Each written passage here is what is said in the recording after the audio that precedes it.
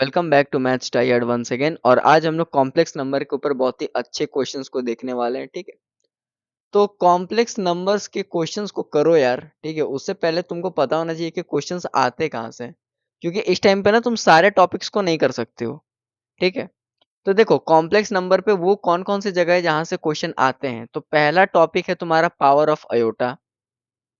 Power of iota से यहाँ से सवाल आते हैं। ठीक है, एलजेब्रा ऑफ कॉम्प्लेक्स नंबर से भी सवाल आते हैं। Algebra of complex number. ठीक है, कॉम्प्लेक्स नंबर। ठीक है, अच्छा एक तुम्हारा तीसरा डोमेन होता है कंजुगेट मॉडुलस और आर्गुमेंट से। एक तुम्हारा तीसरा डोमेन क्या होता है? कंजुगेट। ठीक है, मॉडुलस, मॉडुलस और आर्गुमेंट से। ठीक है, अच्छा तुम्हारा थर्ड डोमेन बनता है पोलर एंड यूलर फॉर्म से, जो कल मैंने तुम्हें थीटा वाला बताया था ना, पोलर एंड यूलर फॉर्म से। ठीक है, ये तो तुम्हारे चार डोमेन है, और भी डोमेन है, अभी चिंता मत करो, ये कॉम्प्लेक्स नंबर है। ठीक है, तुम्हारा फोर्थ डोमेन आ जाता है क्यूब रूट ऑफ यूनिटी से। क्यूब रूट ऑफ यूनिटी से। ठीक है, तुम्हारा फिफ्थ डोमेन जो है कॉम्प्लेक्स नंबर में वो होता है nth रूट ऑफ यूनिटी से। nth रूट ऑफ यूनिटी से। ठीक है, एक तुम्हारा डोमेन बन जाता है रोटेशन थ्योरम से, कल जो मैंने लास्ट में बताया था आई गेस, रोटेशन थ्योरम से। ठीक है, और एक तुम्हारा बनेगा लोकस बेस्ड डिस्टेंस फॉर्मूला से। लोकस बेस्ड डिस्टेंस फॉर्मूला से, डिस्टेंट फॉर्मूला से। ठीक है, लोकस का हमें पता है ना, एक पॉइंट मिल जाएगा, कोई कर्व मिल जाएगा, वैसे वैसे जो करते हैं। अच्छा तुम्हारा और भी डोमेन है इसमें, जैसे इसमें एक डोमेन है ज्योमेट्री ऑफ कॉम्प्लेक्स नंबर्स। इसके बारे में तो तुम सुना ही होगे, ज्योमेट्री ऑफ कॉम्प्लेक्स नंबर्स। एक डोमेन तुम यहाँ लिख लो, geometry, geometry of complex numbers. ठीक है, और तुम्हारा लास्ट जो डोमेन बनता है, वो तुम्हारा डोमेन देखो यहाँ पे बनेगा Euler form and de Moivre form. ठीक है, यूलर फॉर्म। ठीक है, ये वाला यूलर फॉर्म नहीं, ठीक है, Euler form and D Moivre's theorem, and D Moivre's. ठीक है, थ्योरम। अब थोड़ा मेरी एक बात को समझना, ये सारे डोमेन्स है जहां से कॉम्प्लेक्स नंबर में सवाल बन सकते हैं। मेंस की बात करो, एडवांस की बात करो, किसी भी एग्जाम की बात करो, बट हम लोग इस वीडियो में ना मेंस के रिलेटेड सॉल्विंग देखने वाले हैं। हम लोग इस वीडियो में कॉम्प्लेक्स नंबर की मेंस रिलेटेड सॉल्विंग देखने वाले हैं। तो देखो, पावर ऑफ अयोटा का जो सवाल होता है ये कम आता है, ये तुम्हारे लिए इंपॉर्टेंट नहीं है। अगर कभी आ भी गया तो बहुत आसान होता है। मैंने तुम्हें बताया था ना, आई की पावर 4n होती है तो 1 हो जाता है, आई की पावर 2n होगी तो निगेटिव हो जाता है, ऐसे मैंने तुम्हें कल बताया था। ठीक है, थ्योरी को याद कर लेना, बस ये उसी पे बन जाएगा। हम लोग का मेजर फोकस रहेगा कि देखो कॉन्जुगेट पे रहेगा, कॉन्जुगेट मॉडुलस और आर्गुमेंट पे होगा, क्यूब रूट ऑफ यूनिटी से होगा। ठीक है, इस पे सवाल बहुत आते हैं। ठीक है, ज्योमेट्री ऑफ कॉम्प्लेक्स नंबर्स पे होगा। ठीक है, थोड़ा मेरी बात को ध्यान से सुनना। अब थोड़ा मेरी बात को ध्यान से सुनना, पोलर और यूलर फॉर्म पे अभी तक एक सवाल नहीं आया है जेई मेंस में। ठीक है, ठीक है, रोटेशन थ्योरम पे अभी तक कोई सवाल नहीं आया है जेई मेंस पे। ठीक है, और nth रूट यूनिटी में भी तुम मान सकते हो कि सर कोई सवाल नहीं आया है, यहां से ओनली वन क्वेश्चन आया है, ओनली वन क्वेश्चन। ठीक है, तो तुमको ये तीनों टॉपिक्स मस्ट पढ़ के जाने, जिसको मैंने रेड से सर्कल किया है। ठीक है, और ग्रीन वाला nth रूट तुम देख सकते हो, जो मैंने कट कर दिया लास्ट के समय पे पढ़ो मत। ठीक है, और ये सब तुम पढ़ सकते हो अगर एडवांस के एस्पिरेंट हो तो। ठीक है, तो आ जाओ शुरू करते हैं। तो अब हम लोग शुरू करेंगे कंजुगेट मॉडुलस एंड आर्गुमेंट से। ठीक है, तो अब हम लोग शुरू करने जा रहे हैं conjugate, conjugate modulus, modulus and argument से, आर्ग्यूमेंट से। ठीक है, मॉडुलस एंड आर्ग्यूमेंट से। ठीक है, तो क्वेश्चंस कैसे कराएंगे सर? क्वेश्चन तो दिख ही नहीं रहा है। देखो अब मैं क्वेश्चंस तुम्हें यहाँ पे बताऊंगा कि क्वेश्चंस किस तरह से होंगे, ताकि तुम्हारी थिंकिंग एंड डेवलपिंग है ना तुम्हारी बने। और मैं यहाँ पे कोई भी आसान क्वेश्चन को नहीं लूंगा, मैं यहाँ पे हमेशा टफ क्वेश्चंस को लूंगा, ठीक है, मैं यहाँ पे हमेशा टफ क्वेश्चंस को लूंगा। तो देखो इसका मतलब फंडामेंटल क्या है कि सर आप ऐसे क्यों करवाना चाह रहे हैं, ठीक है, तो मैं बता दे रहा हूँ मैं ऐसे क्यों करना चाह रहा हूँ, ताकि तुम्हारी एक थिंकिंग डेवलप हो। देखो कभी कभी क्वेश्चन में ना यही चीज को ज्योमेट्री से दे देता है, ठीक है, तुमसे क्या बोलेगा कि ओ जो है ना वो एक ओरिजिन है पॉइंट का, ओ जो है वो किसी पॉइंट का ओरिजिन है, ठीक है, वो जो है वो ओरिजिन है, ठीक है, उसको अभी के लिए ओरिजिन मान के रखो, ठीक है, और तुमको ए कोई दे देगा, ठीक है, ए बी जेड वन, ए जो होगा वो जेड वन के इक्वल होगा, जेड वन तुमको दे देगा कुछ कोई कॉम्प्लेक्स नंबर जैसे √3 प्लस 2√i, ठीक है, 2√2i। ध्यान रखना ये सारे के सारे मैं जो तुम्हें क्वेश्चंस कराऊंगा ना आज के सेशन में, वो सब के सब जेईई मेंस के PYQ हैं, तुम सर्च मार के देख सकते हो, ठीक है। पॉइंट बी को हमने Z2 बोला है, ठीक है, पॉइंट ए को थोड़ा यहाँ पे अच्छे से लिख लो यार, पॉइंट ए को हमने Z1 बोला है, और पॉइंट बी तुम्हें दे देगा Z2, और उसमें भी तुमको कोई कॉम्प्लेक्स नंबर दे देगा, लेकिन कॉम्प्लेक्स नंबर इस बार ना मॉडुलस वगैरह के फॉर्म में देगा, जैसे √3 मॉडुलस ऑफ Z2, ठीक है, is equal to modulus of Z1, ठीक है, ठीक है, और तुम्हें क्या बोलेगा, और तुम्हें क्या बोलेगा कि, और तुम्हें एक इंफॉर्मेशन दे देगा किसी भी एक कॉम्प्लेक्स नंबर के बारे में, सपोज करो आर्गुमेंटेटिव ऑफ Z2 तुम्हें दे देगा, सपोज करो argumentative of Z1 plus pi by 6, plus pi by 6। अब तुम्हें बताना है कि भाई अब यहाँ पे क्या होगा कैसे होगा, ठीक है, एंड दिस ऑल डैट, ये सब तुम्हें बताना होगा, ओके। तो चलो अब इसको सॉल्व करते हैं। तो देखो पहले क्वेश्चंस को फिर से समझते हैं, ठीक है, पहले क्वेश्चंस को अपन समझते हैं, ठीक है, तो आ जाओ। देखो क्वेश्चन ये कह रहा है कि ओ जो है वो किसी पॉइंट का ओरिजिन है, और इस टाइप के क्वेश्चन में तुम्हें ना कोई तुमको ए दे देगा Z1 कॉम्प्लेक्स नंबर, जो कि कॉम्प्लेक्स नंबर की तरह दिखेगा, वहीं कोई दूसरा पॉइंट बी दे देगा तुमको, जो कुछ मॉड्यूलस वगैरह के फॉर्म में दे देगा, और दोनों कॉम्प्लेक्स नंबर्स के बीच में तुम्हें कोई आर्गुमेंटेटिव की बीच में रिलेशंस दे देगा, ठीक है। तो तुम्हें बताना है कि सर ये जो है ना मतलब ये इसका इससे रिलेटेड अब तुम्हें बताना है कि भाई मतलब क्या हो सकता है आंसर में, ऑप्शन रेलिवेंट ऑप्शंस दे देगा, ठीक है। अब थोड़ा सोचो इस टाइप के क्वेश्चन में जहाँ पे ए बी और आर्गुमेंटेटिव मॉड हो ना, और ओरिजिन दिया हो, प्रॉपर ये वर्ड ओरिजिन दे दे, कोई पॉइंट दे दे, तो तुम्हें सीधा दिमाग क्लिक करना चाहिए ज्योमेट्री पे, कि ये सवाल ना अपन इस टाइप का सवाल ज्योमेट्री से बना सकते हैं, अपन इस टाइप का सवाल ज्योमेट्री से बना सकते हैं। जैसे कि सर ओरिजिन दिया है ना, पहले ओरिजिन बना लेते हैं। पहले लो अपन ने एक पॉइंट लिया उसको ओरिजिन कह दिया, ठीक है। सर अपन को ना एक ए पॉइंट दिया है और एक बी पॉइंट दिया है, ठीक है, हमें ये कॉम्प्लेक्स नंबर के फॉर्म में दिया है, ये हमें कॉम्प्लेक्स नंबर के फॉर्म में दिया है, और ये सर हमें मॉड्यूलस वगैरह के फॉर्म में दिया है। हमें सर इससे कोई नहीं, लेकिन हमें कॉम्प्लेक्स नंबर पता है, ठीक है, अगर इसको सॉल्व कर लेंगे इस इक्वेशंस को √3 Z2 mod of Z2 is equal to mod of Z1, तो सर ये हमें एक कॉम्प्लेक्स नंबर ही देगा, लेकिन अभी फिलहाल के लिए हमें क्वेश्चन में मॉड्यूलस के फॉर्म में दिया है। तो मैंने बोला ठीक है, तो तुमने एक पॉइंट बना लिया ए, और ए पॉइंट तुम्हारा क्या दिया हुआ है, root root three plus 2√2 i, ठीक है। ए पॉइंट जो कि तुम्हारा Z1 भी है वो तुम्हें दे देता है √3 प्लस 2√2 i, ठीक है। तुमने बोला कि सर एक पॉइंट ना सी भी दिया है हमें, एक पॉइंट हमें बी भी दिया है, सॉरी, एक पॉइंट हमें बी भी दिया है, ओके, एक पॉइंट हमें बी भी दिया है।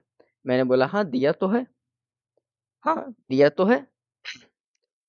तो अब तुमने बी पॉइंट को लिया, तो तुमने बोला कि सर ये कुछ कुछ देखा देखा शेप मुझे लग रहा है, मैं काम करता हूँ सर कि मैं ना पहले इन्हें आपस में ज्वाइन कर देता हूँ, ठीक है, मैं ना पहले इन्हें आपस में ज्वाइन कर देता हूँ, ठीक है, हो जा भाई मेरे, रीड करो इसको, ठीक है। तुमने क्या किया, तुमने इन्हें आपस में ज्वाइन कर दिया, तुमने देखा कह रहे सर ये तो ट्रायंगल बन रहा है, ये तो कुछ ट्रायंगल टाइप का बन रहा है, ठीक है,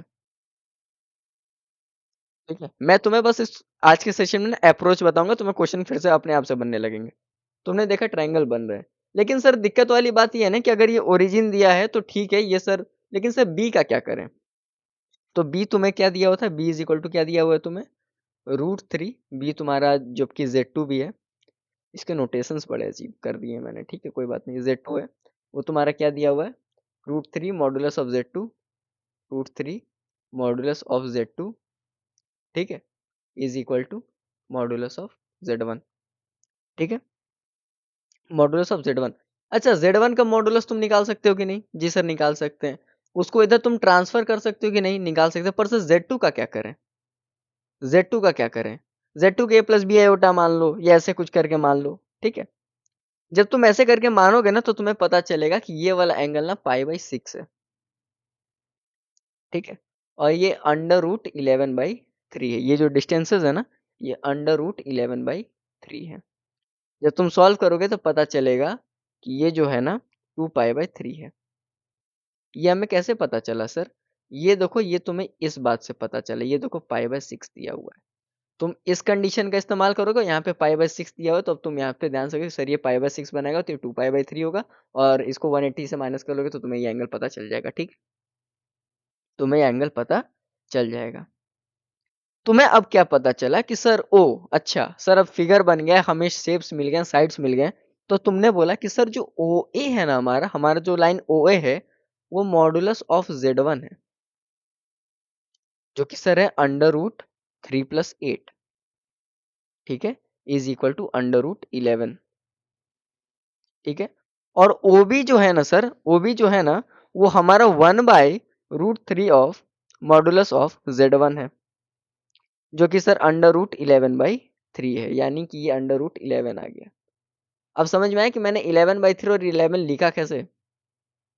तुम्हें मैंने क्या बताया था कि ये क्या होगा, ये एम्पलीट्यूड होगा, तो तुमने √11 निकाल लिया ओ ए का, फिर ओ बी का तुमने क्या किया, 1/3 कर दिया उसका मॉडुलस का, तो तुम्हें ये पता चल गया ना √11/3, ठीक है। अब तुमने एक दिमाग लगाया, तुमने बोला कि अच्छा सर एक काम और भी तो हो सकता है। मैंने पूछा क्या हो सकता है, तो तुमने बोला कि सर यहाँ से एक चीज हम लोग लिख सकते हैं कि सर हमारा जो ए बी स्क्वायर होगा ना सर, वो हमारा O A square plus O B square -2 -2 O A O B cos π/6 होगा। तुमने बोला हाँ। मैंने बोला इन सब की वैल्यूज रख दो, ए बी की तुम्हें वैल्यू मिल जाएगी, ए बी की तुम्हें वैल्यू मिल जाएगी, तो तुमने वैल्यूज को पुट किया और तुम्हें ए बी की वैल्यू क्या मिली, ए बी की वैल्यू मिली √11/3। अब पता चला कि मैंने ये वाला 11/3 कैसे लिखा था। तो तुमने बोला कि सर यहाँ से हमें पता चला कि area area of triangle, sir area of triangle क्या होगा सर? एरिया ऑफ ट्राइंगल किसका? Triangle A B D, A triangle A O D, ठीक है, area of triangle A O B, area of triangle A O B. तुमने क्या बोला, क्या होगा सर? हाफ इंटू में ओ ए इंटू में ओ बी इंटू में sin π/6। देखो अगर तुमने ट्राइंगल चैप्टर नहीं पढ़ा ना तो यही दिक्कत होता है, कई लोग उसको रिप्लेस कर देते, तो ये हो जाएगा 11/4√3, ठीक है, यूनिट स्क्वायर, ठीक है, एरिया में से यूनिट स्क्वायर में होता है, यूनिट यहाँ पे दिया नहीं तो हमने यूनिट स्क्वायर लिख लिया, ठीक है, ठीक है। और और तुमने बोला कि सर ओ ए चूंकि ओ बी की इक्वल है, देख लो ये भी 11/√3 है। तुमने बोला कि सर ओ ए अगर ओ बी की इक्वल है, ओ ए अगर ओ बी की इक्वल है, तो एंगल ए किसके इक्वल होगा? 2π/3 के इक्वल होगा, ठीक है। तो अब यहाँ से तुम ये बता सकते हो कि एंगल ए 2π/3 है सर, एंगल ए 2π/3 है, ठीक है। तो तुम यहाँ से एक चीज कंक्लूड कर सकते हो कि सर ये जो ट्राइंगल ए ओ बी होगा ना, या ये भी जो भी ट्राइंगल तुम कह लो, ये एक आइसोसेलेस ट्राइंगल होगा। सर अप्रोच क्या हुआ? अप्रोच को समझो। जब भी क्वेश्चन में कोई एक कोऑर्डिनेट दिया हो या ओरिजिन दिया हो, या कोई भी कोऑर्डिनेट ज्योमेट्री का शब्द इस्तेमाल कर दिया हो, ओरिजिन एब्सिसा जो भी, और तुम्हें एक कॉम्प्लेक्स नंबर बहुत आराम से दिया हो और दूसरा कॉम्प्लेक्स नंबर किसी मॉड्यूलस के टर्म्स में दिया हो, और मॉड्यूलस के टर्म्स में भी दो कॉम्प्लेक्स नंबर आपस में रिलेटेड हो, और जब भी आर्गुमेंटेटिव आपस में रिलेशन, ये जब ये तीन रिलेशन तुम्हें दे देंगे ना, तो हमेशा वो तुमसे ऑप्शन भी तुम देखोगे ना, तो हमेशा वो ऑप्शन भी तुमसे बात करेगा ज्योमेट्री पे। अब मैं तुम्हें बताता हूँ कि इस पे बेस क्वेश्चन कैसा आया था जेईई मेंस में। जेईई मेंस में सेम वैल्यूज थी और ऑप्शंस पता है क्या थे? ऑप्शंस पता है क्या थे? कि एरिया ऑफ ट्रायंगल एओबी बता दो, एरिया ऑफ एबीओ स्केलन है, आइसोसेलेस इक्विलेटरल है। लेकिन मैंने तुम्हें यहाँ पे अभी ऑप्शन नहीं बताया क्वेश्चन बताते समय। क्यों? क्योंकि मैं तुम्हें बताना चाहता था कि देखो क्वेश्चन में कभी कभी ना, अगर कुछ नहीं भी दे तो तुम्हें अप्रोच कैसे बिल्ड करना। अगर मैं तुम्हें ऑप्शंस बता देता ना, यहाँ पे 1 2 3 4 ये ऑप्शन है, तुम बोलते हाँ सर ट्रायंगल बनेगा, अब तो सर कुछ करना है लेकिन ट्रायंगल तो बनेगा, लेकिन बिना ऑप्शंस के पहले क्वेश्चंस को ट्राई करो। So that's will be better, इसलिए आज मैंने वो स्लाइड्स नहीं लेके आएंगे, ठीक है। अब आ जाओ, ठीक है। बाकी इस क्वेश्चन में डाउट होगा तो अपन आगे भी डिस्कस करते रहेंगे, ठीक है। बात को समझे तुम थोड़ा सा, अपन आगे भी डिस्कस करते रहेंगे। तो थोड़ा सा यार लाइक सब्सक्राइब कर देना कि तुम्हें कैसा लगा, ठीक है। देखो अब नेक्स्ट टाइप का क्वेश्चन, ठीक है, इसको तुम दूसरा क्वेश्चन भी कह सकते हो, ये भी एक जेई मेन का ही पीवाईक्यू है, ठीक है। पहले तो तुमसे बोलेगा कि ए नॉट इक्वल टू बी हो जाएगा, ठीक है।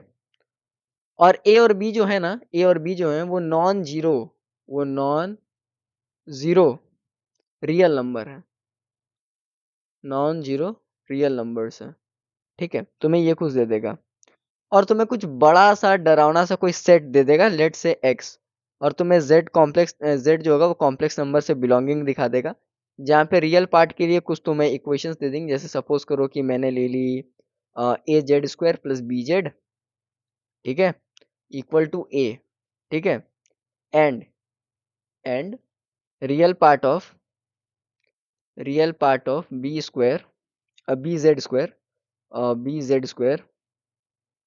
Plus A Z equal to B, ठीक है, इक्वल टू बी। तो ये बता दो ये किसके इक्वल होगा, ठीक है। Then this is equals to, इस टाइप का कोई सवाल होगा, इस टाइप का सवाल। अब इस टाइप के सवाल को पहचानना कैसे है, कभी भी दो नंबर के बीच में कोई रिलेशन दे दे, आपस में इक्वल है, दो गुना है, तीन गुना है, लेकिन वो नॉन जीरो हो या रियल नंबर हो, नॉन जीरो रियल नंबर होंगे और उन दोनों के बीच में कोई रिलेशन दे देगा, ठीक है। और ए और बी से रिलेटेड, इसी ए और बी से रिलेटेड कोई एक सेट बना देगा, जिसमें अभी मैंने रियल दिया, हो सकता है कल कोई इमेजिनरी दे दे, ठीक है, हो सकता है कल कोई इमेजिनरी दे दे, और उसी उसी नंबर्स का इस्तेमाल करके पहले तो सेट बनाएगा और उसको इक्वल्स भी कर देगा। मतलब समझे इस टाइप के क्वेश्चन में होता क्या है, मतलब तुम थोड़ा समझे, मैं फिर से बता दे रहा हूँ, मैं फिर से बता दे रहा हूँ कि इस टाइप के क्वेश्चन में होता क्या है, कि पहले तुम्हें दो नंबर के बीच में रिलेशन दे देगा, कुछ भी रिलेशन, कि ए बी का 2 टाइम्स है, 3 टाइम्स है, 4 टाइम्स है, डिपेंडिंग अपॉन कि क्वेश्चन में बाकी जगह क्या दिया हुआ है, ठीक है। हो सकता है कि यहाँ पे ए बाई बी कुछ ऐसा आ जाए कि भाई एक कंडीशन ही बन जाए नॉट इक्वल, जहाँ पे तुम्हें ऑप्शंस को एलिमिनेट करना पड़े, तो कोई भी कंडीशन वहाँ पे दे देगा, ठीक है। नॉन जीरो रियल नंबर तो ठीक है, लेकिन ए और बी की जो वैल्यूज है ना, वो एक सेट के टर्म्स में दी होंगी, जैसे रियल पार्ट ऑफ ये, मतलब ए यहाँ पे क्या है, ए यहाँ पे ना सेट के टर्म्स में, देखो real part of A Z square plus B Z, इस कॉम्प्लेक्स नंबर का रियल पार्ट, और बी भी जो होगा ना, बी भी जो होगा ना, वो किसी कॉम्प्लेक्स नंबर के टर्म्स में होगा, या तो रियल पार्ट होगा, या तो कॉम्प्लेक्स नंबर ही होगा, या तो इमेजिनरी पार्ट होगा। और फिर तुमसे उसकी वैल्यू पूछेगा कि सेट एक्स में कितने इक्वल है, मतलब फलाना डिमकाना, ठीक है। अब मैं बताता हूँ इस टाइप के क्वेश्चंस में करना क्या। इस टाइप के क्वेश्चन में एक बहुत बड़ी चीज है कि तुमको ए के बारे में बहुत कुछ नहीं पता है, तुमको सिर्फ इतना पता है कि नॉन जीरो है, रियल नंबर है, ए और बी के बीच में कुछ रिलेशन दे दिया, तुमको जेड नहीं पता है, और तुम्हें पता है कि कॉम्प्लेक्स नंबर में जो भी गेम होता है ना, वो जेड का ही होता है। तो तुमने क्या किया, तुमने क्या किया कि जेड को तुमने एक्स प्लस अयोटा वाई मान लिया, एक्स प्लस अयोटा वाई मान लिया। क्वेश्चन में क्या बोला था कि real part of A Z square plus B Z, ये ए के इक्वल है ना, ये बी के इक्वल है। तो तुमने क्या किया कि सर इसका मतलब है कि real part of A X plus iota Y का whole square plus B into X plus iota Y जो है वो ए के इक्वल है, आपका यही कहने का मतलब है। मैंने बोला हाँ, मैंने बोला हाँ। तो बोला कि सर आपका कहने का ये भी मतलब होगा कि फिर real part of A into में X square minus Y square plus 2xy iota, ठीक है, 2xy iota B plus B, let me try, plus B X, okay. तो यहाँ पे B into X plus iota Y हो जाएगा, B into X plus iota Y हो जाएगा, ठीक है, B into X plus iota Y. और ये किसके इक्वल है सर, ये तो ए के इक्वल आपने बोला था। मैंने बोला ठीक। तुमने बोला कि सर इसका मतलब ये भी तो लिखा है आपने कि A into X square minus A into में X square minus Y square, ठीक है, plus B X equal to A. तुमने बोला हाँ, और तुमने बोला कि ठीक है सर, इसको मैंने इक्वेशन 1 मान लिया। अब तुमने सेम काम इस इक्वेशन के साथ किया, अब तुमने सेम काम इसी वाले इक्वेशंस के साथ किया। देखो ये वाले इक्वेशन के साथ तुमने सेम काम किया जो मैंने अभी किया, तो तुम्हें इक्वेशन 2 मिलेगा वहां से। तो इक्वेशन 2 तुम्हें क्या मिल जाएगा? सपोज करो इक्वेशन 2 तुम्हें सेम इसी तरह से कुछ मिलेगा, B into X square minus Y square, ठीक है, plus A X equal to B. ये तुम्हारा इक्वेशन 2 हो जाएगा, वो सॉल्व करके मिलेगा, ठीक है। तो तुमने क्या किया कि सर हमने 1 में से ना 2 को सब्ट्रैक्ट कर दिया। मैंने बोला ठीक है कर दो। तुमने सब्ट्रैक्ट किया और तुम्हें एक और इक्वेशन मिला। वो इक्वेशन क्या था? वो इक्वेशन था X square minus Y square minus X equal to 1, ठीक है। आफ्टर सब्ट्रैक्शन तुम्हें ये मिला, ठीक है। तो ये इक्वेशन 3 हो गया। तुमने बोला कि सर बाकी सब तो ठीक है, बाकी सब तो मैं समझ सकता हूँ, लेकिन तुमने बोला कि सर यहाँ से एक काम और हो सकता है। मैंने बोला क्या? तुमने बोला कि सर 1 और 2 को ना आप ऐड कर दीजिए। अब तुमने ऐड कर दिया। जब तुमने ऐड किया जब तुमने ऐड किया तो क्या हुआ? जब तुम ऐड करोगे ना, जब तुम 1 और 2 को adding after adding equation 1 and equation 2, जब तुम इक्वेशन 1 और 2 को ऐड कर दोगे तो तुम्हारा ये इक्वेशन बनेगा X square minus Y square, ठीक है, प्लस एक्स माइनस 1 इंटू में A plus B equal to 0, ठीक है। लेकिन ए प्लस बी आपस में 0 के इक्वल कभी नहीं हो सकते। क्यों नहीं हो सकते? क्योंकि तुम्हें ऑलरेडी कंडीशन एक दे रखा था। क्या कंडीशन दे रखा था सर? कि sir A is not equal to B. मैंने बोला था ना उस कंडीशन का कुछ तो काम होगा, उस कंडीशन का कुछ तो काम होगा, ठीक है। हो गया, हो गया, हो गया ना, is not equal to B, ठीक है। तुमने क्या किया? X square minus Y square plus X minus 1 equal to 0, यहाँ से इक्वेशन 4 मिल गया, ठीक है।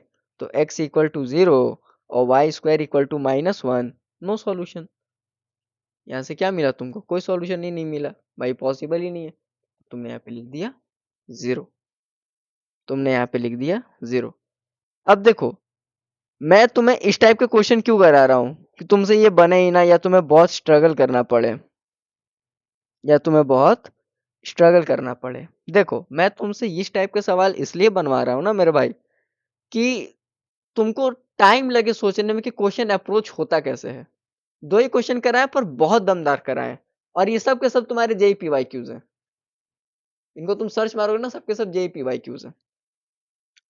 क्वेश्चन में क्या करना था कि सर 2 रिलेशन मुझे कुछ दी हुई होंगी, ठीक है। अब 2 रिलेशन जो होंगे ना वो कुछ रियल पार्ट और इमेजिनरी पार्ट या किसी कॉम्प्लेक्स नंबर के टर्म्स में डिफाइंड होंगी, और हमें ना कुछ ए और बी का कुछ पूछेगा कि सेट एक्स में कितने एलिमेंट होंगे, ऐसा कुछ हमें पूछेगा। हमें सर अप्रोच पता चल गई, हमें सर अप्रोच पता चल गई। अप्रोच तुम देख लो, कोई दिक्कत? जी सर, कोई दिक्कत नहीं है। जी सर, हमें तो कोई दिक्कत नहीं है, ठीक है। तो ये सब अप्रोचेस होते हैं, ठीक है। ये सब अप्रोचेस होते हैं, ये सब क्या होते हैं? अप्रोचेस होते हैं। अब मैं लास्ट क्वेश्चन इसी टॉपिक पे कराऊंगा, ठीक है, जिसमें थोड़ा सा ट्रिग्नोमेट्री इन्वॉल्व होगा, ठीक है। कभी भी तुमसे क्वेश्चन में एक बात और कही जा सकती है कि सेट कोई एस है, जो कोई एस है वो कोई एक सेट है। सेट किसका है? अल्फा और बीटा का है, ठीक है। और पाई जो होगा हमेशा अल्फा से छोटा होगा या कोई भी वैल्यू दे देगा, और बीटा जो होगा हमेशा 2 पाई से छोटा होगा, ठीक है। इस तरह का तुम्हें कोई रिलेशन दे देगा कि कोई जो सेट है, सेट एस जो है वो अल्फा कॉमा बीटा का पेयर है, अल्फा पाई से छोटा होता है और बीटा पाई से छोटा होता है, ठीक है। कोई तुम्हें कॉम्प्लेक्स नंबर दे देगा, suppose 1 minus iota sine alpha upon में 1 plus 2 iota sine alpha, 1 plus 2 iota sine of alpha, ठीक है, 1 plus 2 iota sine of alpha, ठीक है। और तुम्हें बोल देगा कि प्योरली इमेजिनरी है, ठीक है, प्योरली इमेजिनरी है, प्योरली इमेजिनरी है। तुम्हें एक और कोई इक्वेशन दे देगा, ठीक है, उसका जो भी मन करेगा वो कुछ भी उठा के तुम्हें दे देगा, ठीक है। 1 प्लस आयोटा कॉस बीटा दे देगा और 1 माइनस 2 आयोटा कॉस बीटा दे देगा। अब बोल देगा कि सर ये जो है ना ये प्योरली रियल है, ये प्योरली रियल है, ठीक है। और तुम्हें कोई ऐसा घिसा पिटा सा रिलेशन दे देगा कि z of alpha beta is equal to sine of 2 alpha, मतलब बेसिकली पूरा की पूरी ट्रिग्नोमेट्री घुसा देगा इसमें, और तुमको ऐसा लगे कि सर ये तो हमसे बनेगा ही नहीं और समझ में नहीं, इस तरह का तुम्हें कोई एक रिलेशन दे देगा। z ऑफ अल्फा बीटा इस टाइप का तुम्हें कोई एक रिलेशन दे देगा, ठीक है। और तुम्हें क्या बोला है कि अल्फा बीटा देखो भाई ये एस से बिलोंग, ठीक है, बात तो सही है, अल्फा बीटा यहाँ पे उसी का पेयर, ये सेट ही है एस, ठीक है। तो तुमसे इस टाइप की कुछ चीजों का वैल्यू पूछेगा, summation of alpha comma beta, okay, which belongs to S, इस तरह से कुछ लिख देगा तुम्हें डराने के लिए, iota Z of alpha beta, iota Z of alpha beta plus 1 by iota Z bar तुम्हें दे देगा अल्फा बीटा, ठीक है, और ये बोल देगा ये किसके इक्वल है, ठीक है। क्वेश्चन को समझना, क्वेश्चन में होता क्या है, क्वेश्चन में ना होता क्या है, देखो देखो पहले ये ना एडिट करने दो, देखो हाइलाइटर नहीं है ना, बहुत दिक्कत होता है इससे। देखो पहले इस टाइप का तुम्हें कोई सेट दे देगा, ठीक है, और अल्फा और बीटा के बीच में ना कोई रिलेशन दे देगा कि अल्फा पाई से छोटा रहता है, बीटा 2 पाई से छोटा रहता है, ठीक है। और तुम्हें दो कॉम्प्लेक्स नंबर के कुछ दे देंगे कि अच्छा ये तो प्योरली इमेजिनरी रहेगा, ये तो प्योरली रियल रहेगा, और तुम्हें जेड अल्फा बीटा के बीच में तुम्हें कुछ दे देगा और फिर बोलेगा अच्छा ठीक है इसकी वैल्यू बताओ। अब थोड़ा ध्यान से देखना मेरी बात को, थोड़ा मेरी बात को ध्यान से देखना। इस क्वेश्चन में तुम्हें दो चीजें बिना बताए दी हुई हैं। पहला क्या कि सर जेड अल्फा बीटा की तो वैल्यू हमें यहाँ से मिल जाएगी, ठीक है। दूसरा कि सर जेड बार अल्फा बीटा की भी वैल्यू हमें यहाँ से मिल जाएगी, हमें ज्यादा कुछ नहीं करना है, हमें सर जेड बार आता है, ठीक है, हमें सर जेड बार आता है, ठीक है। और वेल एक मिनट ना, मैं क्लास को यहीं पे सस्पेंड करता हूँ, ठीक है, I have an some works तो इसको मैं कल कंटिन्यू करता हूँ। तब तक के लिए देखो यार, चैनल को शेयर करना, सब्सक्राइब करना, ठीक है, मेरे को अभी कुछ जरूरी अर्जेंट काम आ गया, ठीक है। मेरे चैनल को तुम सब्सक्राइब कर लो, मैथ्स ट्राई हार्ड, ठीक है। तब तक के लिए keep learning and keep exploring, bye.